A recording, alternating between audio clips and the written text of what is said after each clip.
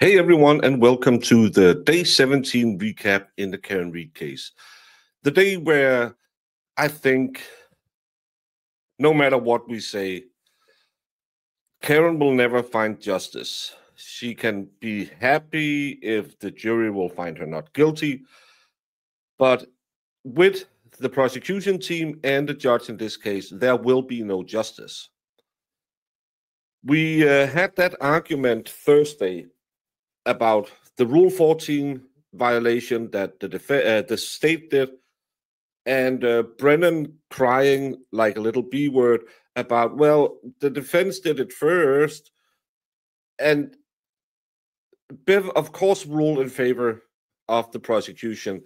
The defense will be allowed a stern rebuttal. So instead of giving them every objection, you'll only give the state 9 out of 10, or how are you going to swing it this time? You brought in Dr. Russell 2 times for voir dire, a lady with an impressive CV who didn't change her story. You brought in Arca twice, a company with an unblemished reputation who didn't change their story 2 times.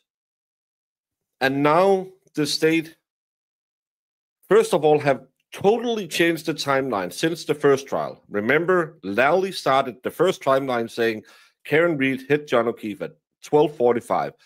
Then he changed it to 12:30, sorry. And now it's 12:32:45.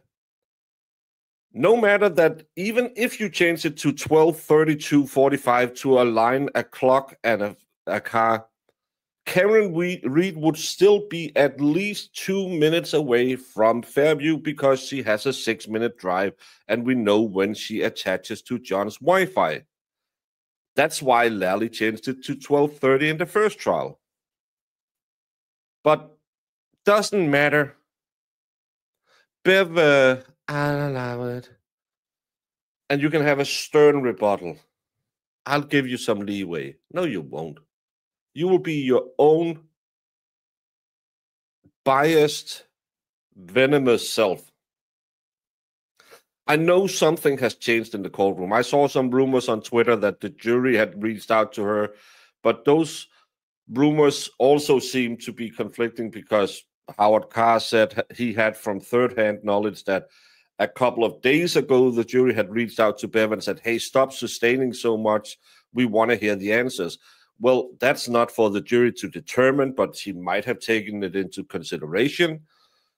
And other people said she started yesterday by giving a talking to the jurors about not making faces because it was distracting and disrespectful to both sides. Well, mostly they laugh at Hank Brennan. So do I think the jury have reached out to Bev and said, can we do something about this? I can't see how they could change her way of objecting, because that's a judge that totally have that right. They could potentially have said it and she has considered it, but again, I'm not sure. Remember, this case, we're halfway done. There's infighting in the Free Karen Read community. There's more rumors than after a bachelor party in Las Vegas. Everyone, calm down. Calmale. It's weekend. Every day I get 45 different questions. Hey, have you heard this? Yeah. Did Bev say a-hole? No, I think it might have been McLaughlin or one of the jurors. Did this person say that? I don't know. I just know that this case is an injustice. And we don't need more rumors. We don't need more speculation. We don't need to be Matlock. We have to trust that the defense will do the best they can do with the judge they have. That being said, I still believe, because now I'll be speculating, I still believe they should have asked for a mistrial, even though she wouldn't grant it, just to have it on the papers. But back to what actually happened in court yesterday. It was the day of magic again. We had the crime scene people come in and testify about DNA, and probably why I now will be changing to believe that Karen Read is guilty is on multiple pieces of clothes that John was wearing that night, they found John's own DNA. In the centillions, badillions, quadrillions, 45 zeros after, imagine that. Did you know that John's DNA was on John's clothes? I'm sorry, she must be guilty now. They spent an entire day reading stupid results for DNA where they could only determine that John's DNA was on John's clothes. Well, also on the quarter rear panel of his girlfriend's car that has been in his garage that he's driving in regularly. Could it be that he might have touched that car at some point? Big revelation, Lally. It's absolutely ridiculous that they try and imply John's DNA on John's clothes is proof of anything other than it's John's clothes. What about the samples that had 5 contributors, where one of them is John? What did you do to eliminate them? Oh, we couldn't ask that. Could we? No, Bev wouldn't allow that question. What about the ones where there's at least 2 other in the mixture? Couldn't allow to be asking, who did you try to eliminate? Because the only 2 people who gave DNA samples is Trooper Proctor, former, Trooper Bukaki, a-hole, to remove them from potential DNA mixes.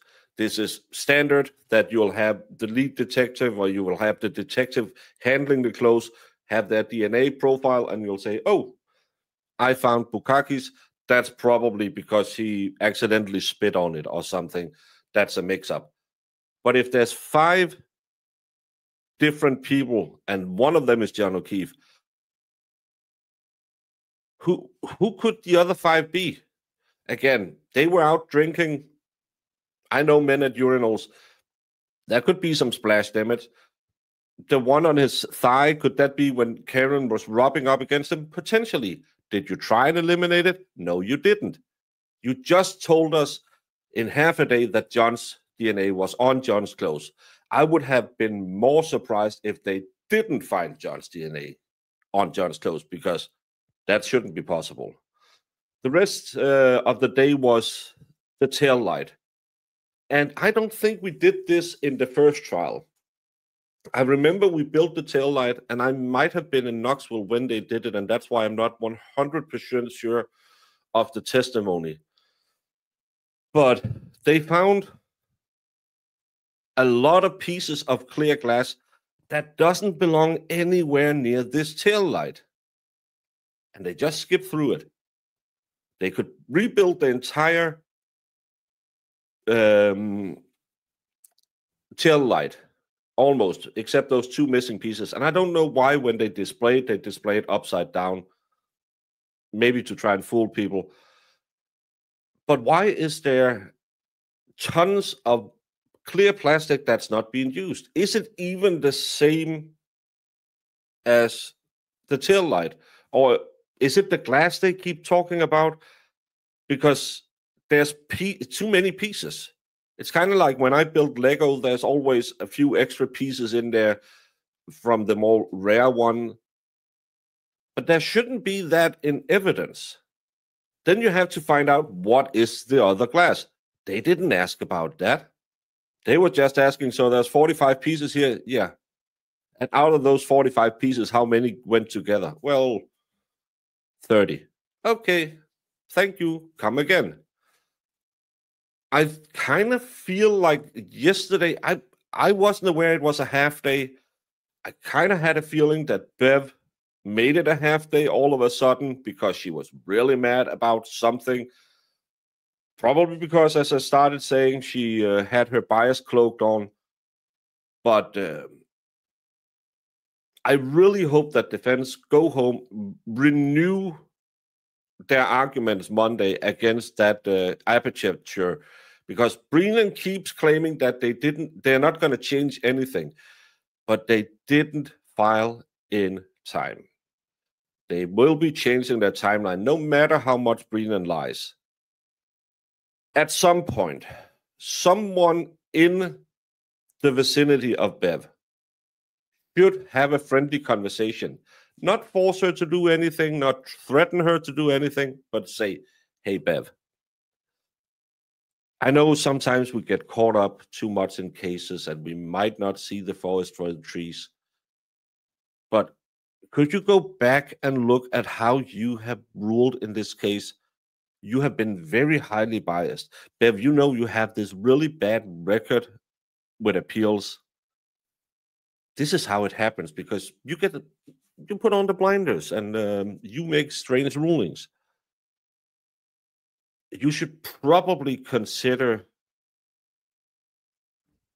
playing it fair this time, because it can't be true that every single person working for the court system in Massachusetts is just as bad as Bev is. It's not justice, not for John O'Keefe, not for Karen Read, and not for the taxpayers in Massachusetts who flood the bill for these a-holes. Do better. And I know no one wants a mistrial and do this the third time, but I want a mistrial just to shove it in Brennan's lying weasel face.